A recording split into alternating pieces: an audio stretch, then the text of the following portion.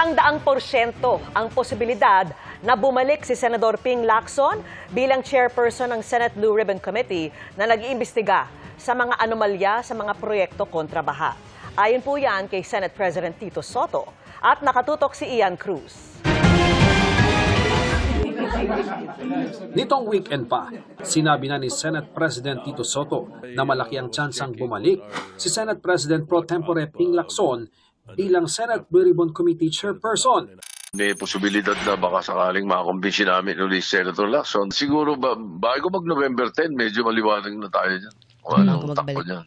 Nakapag-meeting na kami niyan at lahat.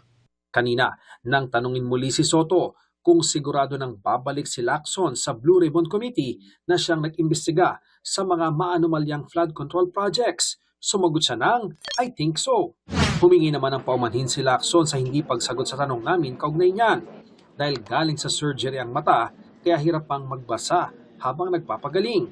Payag naman kung sakali ang ilan nilang kasama sa mayorya. Alam naman natin yung kanyang integridad at pangalawa, may experience siya pagdating sa investigation. In fact, lahat naman to lumawas sa kanyang privilege speech.